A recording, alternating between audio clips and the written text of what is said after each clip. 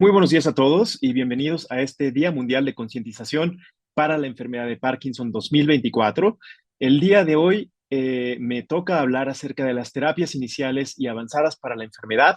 Vamos a hacer un breve recordatorio de todas las opciones que tenemos para tratar esta enfermedad. Yo soy el doctor Arturo Abundes Corona, soy neurólogo clínico, tengo una especialización en Parkinson y en trastornos del movimiento y trabajo en el Instituto Nacional de Neurología a través de la Facultad de Medicina de la UNAM.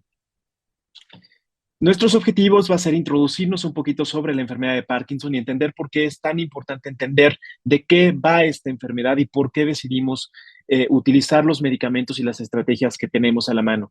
Vamos a hablar acerca del tratamiento multidisciplinario, que creo que esto es algo fundamental y de lo cual no hablamos tanto cuando hablamos de tratamiento en estas enfermedades complejas. Y hablaremos entonces tanto de las estrategias farmacológicas como de estrategias no farmacológicas. Hay algunas cosas muy interesantes ahí.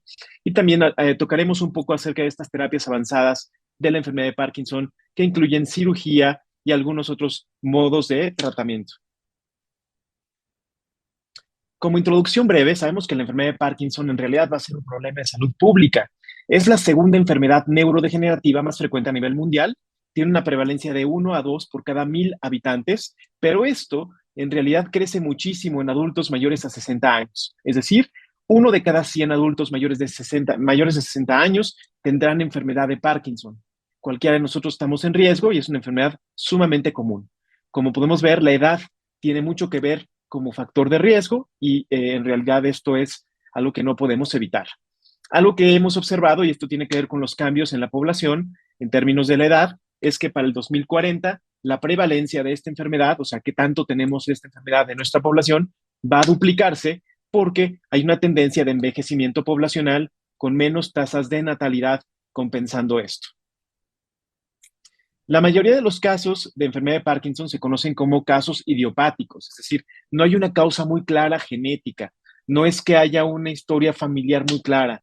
Esto es para casi todos los pacientes, pero hay un 10% de pacientes aproximadamente que tendrán una causa genética, en donde se identifica un gen causal puntual y que se puede heredar de forma recesiva o de forma dominante a generaciones hacia abajo. Habitualmente estos pacientes tienen formas tempranas de la enfermedad, en donde más bien la enfermedad empieza a manifestarse a los 40 años o antes de esto. Y de esta forma tenemos que estudiar a estos pacientes de forma diferente a la mayoría de los pacientes que empiezan alrededor de los 60 años.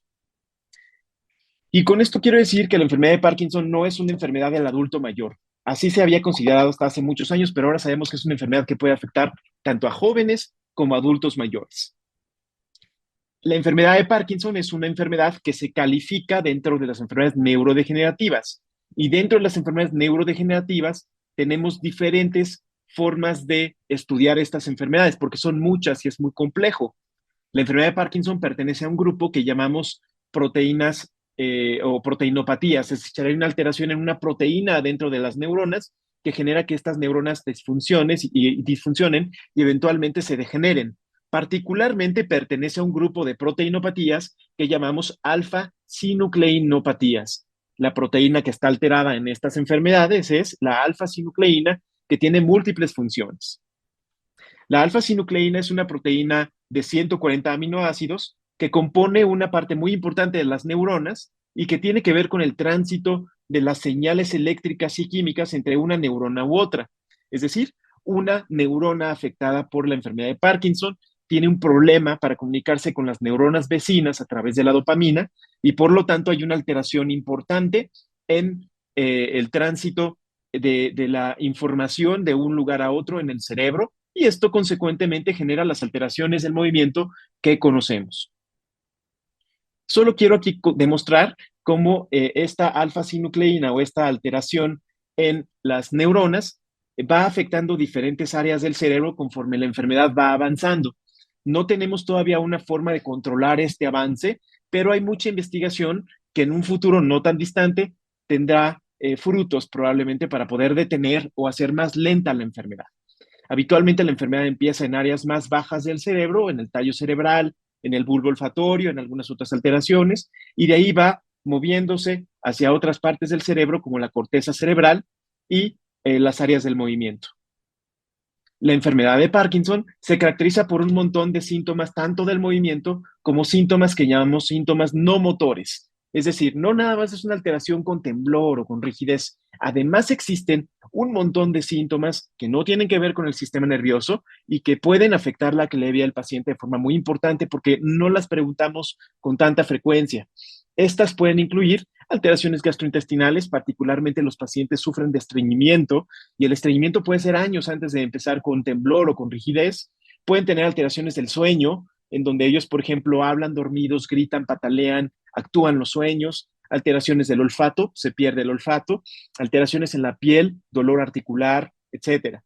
Y bueno, sí tenemos los datos clásicos de Parkinson desde el punto de vista del movimiento, que son los síntomas motores, que predominantes son el temblor de reposo, la lentitud de los movimientos finos, falta de coordinación por esta lentitud, puede haber una disminución del volumen de la voz, hay rigidez, hay alteraciones de la postura y hay alteraciones en la caminata. Esta es una línea del tiempo para saber cómo funciona más o menos la enfermedad de Parkinson y cómo va evolucionando conforme pasan los años. Como podemos observar, primero tenemos un montón de síntomas que no tienen que ver con el movimiento, depresión, ansiedad, estreñimiento. Esto es antes de que aparezcan los síntomas motores, como el temblor, la rigidez y la lentitud. Y estos síntomas motores y no motores, conforme pasan los años, se van juntando. Por lo tanto, es muy importante que tengan un equipo médico que pueda atender todas estas necesidades. Vamos a hablar ahora sí del tema, que es el tratamiento médico y el tratamiento no farmacológico. Me gustaría empezar hablando acerca de lo que es el tratamiento multidisciplinario. En la década de los 70, George Engel en la Universidad de Rochester acuñó el término del modelo biopsicosocial de la salud. ¿Qué significa esto? Es una forma nueva de ver a la medicina y cómo debemos nosotros tratar a los pacientes. El modelo biopsicosocial es muy interesante porque toma en cuenta múltiples determinantes del individuo, no nada más la enfermedad. También hay que entender que el individuo no es nada más la enfermedad, son muchos factores. Entonces, la parte bio del modelo biopsicosocial se refiere a los determinantes biológicos individuales. Tenemos que tomar en cuenta los determinantes psicológicos, afectivos y cognitivos, y los determinantes sociales, culturales y económicos de los pacientes para poder determinar los tratamientos más adecuados. El tratamiento multidisciplinario basado en el modelo biopsicosocial tiene que ver con el tratamiento integral, es decir, no vamos a tratar solo una parte o solo un problema, tenemos que tratar de forma integral toda la enfermedad y, por supuesto, individualizar a las necesidades particulares de cada persona, porque cada persona con esta enfermedad es totalmente diferente y tendrá síntomas diferentes y, por lo tanto, necesidades distintas. El tratamiento actualmente multidisciplinario tiene que ser aplicando los modelos de cuidado integral y tenemos entonces tratamiento médico farmacológico, que eso habitualmente lo hace un neurólogo, no farmacológico, que puede ser el neurocirujano. Tenemos la inclusión de la dimensión afectiva y cognitiva, es la evaluación de la salud mental, la evaluación cognitiva, y aquí tenemos al psiquiatra o al neuropsicólogo como parte del apoyo, y por supuesto los factores sociales, económicos, culturales, factores de calidad de vida como la nutrición, el ejercicio y el bienestar, y por lo tanto podemos ver que aquí tenemos que incluir a otros trabajadores de la salud como el nutriólogo, los fisioterapeutas y los trabajadores sociales. Al incluir a nosotros, a múltiples profesionales de la salud en esta red, generamos una red de soporte más robusta para los pacientes y nos permitimos incluir también a la familia, a los amigos, a la pareja, en general la red de soporte para que puedan empoderarse y ayudar al individuo con la enfermedad. Y por supuesto también el individuo con enfermedad debe de involucrarse en sus propios cuidados porque debe ser autogestor de todo esto. Él es la cabeza, él es el centro de atención de todo este problema. Idealmente debería haber centros especializados para tratamiento integral de este tipo de enfermedades complejas que tengan todos estos recursos. En México tenemos algunos hospitales particulares como el Instituto Nacional de Neurología, que cuenta con todos estos servicios y algunas otras redes en otros institutos. Eh, Hay mucha evidencia del beneficio que tiene el tratamiento multidisciplinario en la enfermedad de Parkinson en comparación al tratamiento normal. Desde hace 20 años se ha estudiado esta evidencia y tenemos que hay una evidencia robusta sobre la calidad de vida en los pacientes cuando los tratamos de forma individualizada, pero además con un grupo multidisciplinario. No me voy a detener acá mucho, pero quiero nada más que vean la cantidad de estudios científicos que demuestran este beneficio. Estos estudios científicos que podemos ver en la diapositiva previa, en realidad lo que han hecho es comparar grupos. Un grupo de pacientes con Parkinson tratados de forma convencional y un grupo de pacientes con enfermedad de Parkinson tratados con un abordaje multidisciplinario o en un centro especializado con todos estos elementos, ¿no? Las neurociencias clínicas, la rehabilitación, las enfermeras o los enfermeros, los terapeutas del lenguaje y de fonación, nutrición, terapia física, terapia ocupacional, especialistas en sueño, urólogo, gastroenterólogo, y el beneficio es en la calidad de vida, pero también en los síntomas del movimiento y en los síntomas no motores. El tratamiento farmacológico es sumamente complejo. Dentro del tratamiento farmacológico tenemos múltiples medicamentos que pueden ayudar, pero como pueden ver en esta gráfica, no todos los tratamientos se indican de inicio.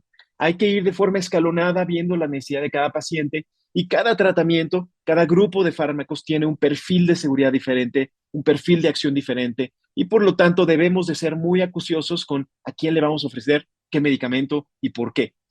El paciente y la familia, la red de apoyo, debe de activamente preguntar, doctor, ¿por qué me están dando estos medicamentos? ¿Por qué? Porque de esa forma nosotros podemos hacer que la información sea más horizontal, que esto no sea tanto en términos como de niveles de autoridad y que el paciente pueda en realidad involucrarse más en su tratamiento. Involucrar al paciente en el tratamiento farmacológico también ha demostrado que tiene un beneficio importantísimo, que es que hay más apego al mismo. Si uno entiende cuáles son los riesgos y los beneficios de lo que está tomando, es más posible que uno se apegue a ese tratamiento. Entonces, para el tratamiento inicial, habitualmente tenemos a la levodopa. La levodopa es nuestro caballo de batalla, es el medicamento probablemente más efectivo para el tratamiento de los síntomas motores. Hay que tomarlo con cautela, obviamente, no podemos dar dosis muy altas al inicio, tenemos que ir poco a poco, pero se puede iniciar desde el principio. Hace unas décadas no se usaba al principio, se reservaba para pacientes con enfermedades avanzadas. Sabemos que esto no es correcto, que podemos utilizar al principio, no es para todos los pacientes, pero es una opción. Después tenemos a un grupo de medicamentos que se llaman agonistas dopaminérgicos, los cuales tienen una forma molecular similar a la dopamina. Por lo tanto, ayudan a la acción de la dopamina. Es una forma, por así decirlo, un poco más débil que la levodopa, pero sigue siendo muy efectivo en el tratamiento de síntomas del movimiento. La ventaja de los agonistas de dopamina es que ahorramos la levodopa, pero además nos sirve para tratar otros síntomas no motores, como el dolor, como alteraciones del sueño, etcétera. Y tenemos después una serie de otros medicamentos que se llaman inhibidores enzimáticos. Entre estos tenemos a los inhibidores de esta enzima que se llama MAO-B, que es la monoamino oxigenasa B, que degrada a la dopamina. Si nosotros inhibimos a este actor, a la MAO-B, que sabemos que es quien deshace a la dopamina, entonces la dopamina no se deshace y queda más tiempo en la sinapsis, en donde debe de actuar, para que sea más disponible y tenga mejor acción. Estos medicamentos, como podemos ver en la terapia intermedia y avanzada, se pueden ir combinando unos con otros. Por eso de repente uno puede tener 2 o 3 medicamentos diferentes para la misma enfermedad. Y eso no es incorrecto, puede estar totalmente indicado. Después tenemos la terapia avanzada, que puede ser estimulación cerebral profunda o la bomba subcutánea de apomorfina, pero quiero que vean en el lado derecho de esta diapositiva cómo la rehabilitación física y la fisioterapia está para todos los estados de la enfermedad. Esto es muy importante. Vamos a hablar del tratamiento médico inicial. Sabemos que tenemos a la levodopa, que es el que les digo que es más importante, los agonistas de dopamina, seguramente han escuchado hablar del pramipexol o de la rotibotina, que son unos parches que uno puede utilizar para evitar estar tomando tanto medicamento. Hay algunos inhibidores de las enzimas como el estalevo, la rasagilina, la salegilina, que hacen que sea más disponible la levodopa.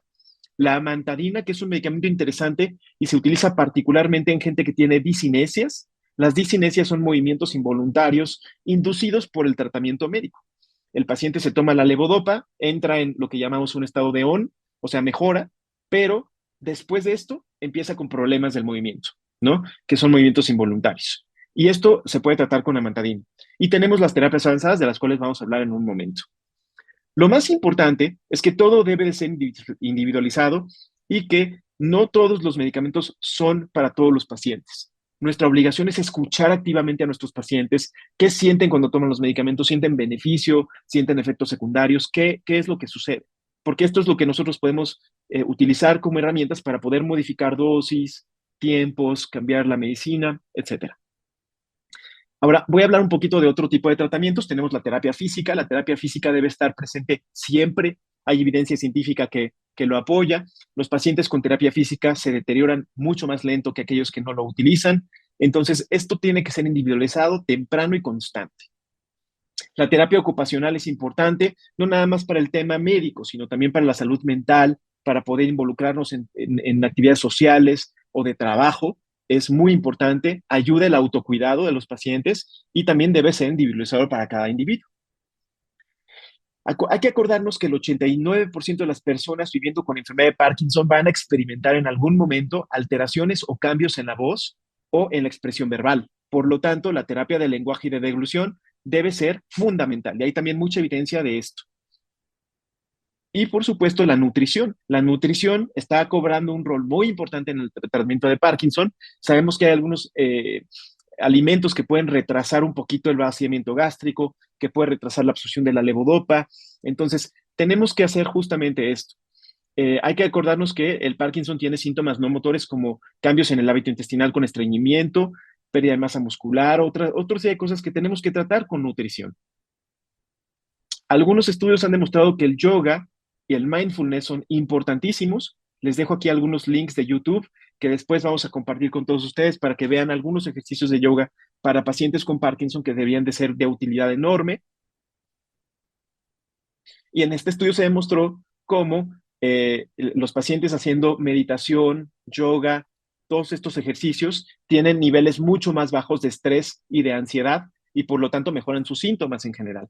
Porque sabemos que la ansiedad y el estrés empeoran el temblor, empeoran el estreñimiento, empeoran los síntomas motores, etcétera. Ahora voy a hablar un poquito y muy brevemente ya para terminar sobre la enfermedad de Parkinson avanzada. La enfermedad de Parkinson avanzada es cuando un paciente tiene más de 10 años en promedio de enfermedad, que tiene una dependencia parcial o total para las actividades cotidianas, con caídas frecuentes o que se quedan pegados al piso de forma muy, muy frecuente, con deterioro cognitivo, alteraciones en el sistema autonómico, que se les baje la presión y que haya desmayos, por ejemplo, y fluctuaciones severas, que los pacientes estén cambiando de un estado activo a inactivo de forma muy constante durante el día, lo cual puede ser muy incómodo y alterar mucho la calidad de vida. Estos pacientes deben de ser tratados también de forma individual con todo lo que hemos comentado, pero podrían ser candidatos a otro tipo de medidas no farmacológicas o farmacológicas. En México tenemos dos modalidades de estas tres ilustradas aquí para tratar de forma avanzada la enfermedad. Del lado izquierdo tenemos la estimulación cerebral profunda, que es una cirugía en donde se coloca un electrodo en el cerebro y se manda una señal eléctrica para mejorar el movimiento. Y en el lado derecho superior tenemos una bomba que está conectado a un tubito y esto a una pequeña jeringa introducida en la piel que está inyectando un medicamento que se llama apomorfina. Esta es la bomba subcutánea de apomorfina, que es una forma de administrar un medicamento de forma continua, sin tener que estar tomando medicamento oral, y que puede ser beneficioso para pacientes que experimentan lo que llamamos el off, ¿no? El apagado, cuando los pacientes dejan de tener efecto de las medicinas tomadas y se quedan congelados, tienen temblor enorme, no pueden caminar, etcétera. Esto puede mejorar mucho a algunos pacientes. Y abajo tenemos una bomba un poquito más compleja, que es una bomba de levodopa intestinal. Esto requiere hacer una gastrostomía, un hoyo en la panza para introducir una sonda en el duodeno o en el estómago, y de ahí, en el duodeno en realidad, y de ahí se va inyectando esta sustancia que es levodopa en un gel que va liberándose poco a poco en el duodeno. No se hace esto con frecuencia en México, no es muy accesible y tiene algunas complicaciones, pero puede ser útil para algunos pacientes. Hablando de la bomba de apomorfina, que es así tenemos, podemos ver que hay sitios de aplicación distintos en el cuerpo. La bomba tiene esta forma, ¿no? Es una bomba que se programa eléctricamente y se va inyectando la sustancia a una velocidad particular que el neurólogo define durante todo el día. Son estas ampolletas de acá, se carga la jeringa y puede tener un beneficio importante en el paciente. Quiero que vean aquí en este video qué pasa con la paciente. Es una paciente con enfermedad de Parkinson. Aquí podemos ver que tiene el característico temblor de reposo, la lentitud, etcétera. Esto es preaplicación de la apomorfina. Podemos ver los síntomas muy predominantes. Y aquí vemos que le pusieron una inyección. La inyección demostró la apomorfina y vean cómo en 15 minutos la paciente ya no tiene temblor, mejora la lentitud de los movimientos. Podemos ver que todos los movimientos los hace mucho más ágiles, la expresión facial cambia un poco y en general es muy claro el beneficio. Vemos cómo la paciente en off, o sea, sin la apomorfina, tiene una dificultad tremenda para dar los pasos, ¿no? Necesita ayuda, los pasos son muy chiquitos, se queda pegada al piso y vemos que con la apomorfina se levanta sola de la silla y puede caminar. Entonces ella es una paciente que tiene una forma avanzada de Parkinson, pero que tampoco es que ya tiremos la toalla, tenemos herramientas que podemos utilizar para ella y así para otros pacientes. Finalmente voy a hablar muy brevemente en estos 2 últimos minutos sobre la estimulación cerebral profunda. Es una manera de nosotros controlar las oscilaciones eléctricas de las neuronas que están mal por el tema de la dopamina en el cerebro. ¿Qué se hace en esta cirugía? Se hacen 2 pequeños agujeros que miden más o menos 2 centímetros, uno de cada lado. Esto es aquí en el cráneo. Y se introducen 2 alambres pequeños que tienen en sus puntas electrodos. Esos electrodos los podemos programar con una tableta electrónica para que liberen electricidad a una constante particular que el neurólogo decide. Estos electrodos están conectados a través de la piel, por debajo de la piel, en un cable hasta un marcapasos, como si fuera un marcapasos del corazón. De alguna forma podríamos decir que esto es un marcapasos para el cerebro. Y esto tiene beneficios para pacientes con Parkinson que responden bien a medicamentos porque tienen muchas alteraciones. Quiero decir que no es un medicamento, no es una terapia que debamos usar al final de la enfermedad ya que está muy avanzada. Se puede ofrecer de forma temprana en pacientes seleccionados porque tiene una mejoría tremenda en la calidad de vida. Quiero que vean a este paciente en donde podemos ver que tiene un temblor terrible de la enfermedad de Parkinson, está recién operado, podemos ver inclusive aquí unas pequeñas cicatrices. Vean cómo la cirugía es muy discreta, no se ven las cicatrices en realidad. El cable está pasando por detrás de la oreja y está conectado al marcapasos aquí. El marcapasos está siendo sensado por este aparato y aquí el neurólogo con esta tableta está encendiendo el aparato por primera vez. Lo que estábamos viendo era un paciente con el aparato apagado, mucho temblor, y aquí encendemos el aparato y vean qué pasa con su temblor. Desaparece. Es decir, el aparato tiene una función importantísima para el control de los movimientos. Aquí podemos ver la expresión facial cambió. Le están pidiendo ahí que haga algunas maniobras con las manos, ¿no? Las pinzas famosas que hacemos siempre. Y mejora un montón. Entonces, la estimulación cerebral profunda es una herramienta poderosa para algunos pacientes seleccionados con esta enfermedad y podría ser una opción además de los medicamentos tomados. Para casa, para llevarnos a casa. El tratamiento de la enfermedad de Parkinson tiene que ser a fuerzas individualizado. ¿Por qué? Porque la enfermedad es sumamente heterogénea. No hay un solo paciente igual a otro. No todos los pacientes van a beneficiarse de todos los fármacos o de todos los tratamientos. Eso hay que tener conciencia. Cada paciente tiene necesidades individuales con base a su fenotipo y a sus síntomas. Y hay evidencia que el tratamiento multidisciplinario es superior al tratamiento convencional para la calidad de vida en nuestros pacientes. Agradezco al Instituto Nacional de Neurología y a la Academia Nacional de Medicina esta invitación. Les agradezco mucho a ustedes por acompañarnos en esta breve plática y espero que haya sido de utilidad. Dejo aquí mi correo electrónico, por favor, para cualquier duda que pueda surgir. Con mucho gusto puedo responderles. Muchas gracias.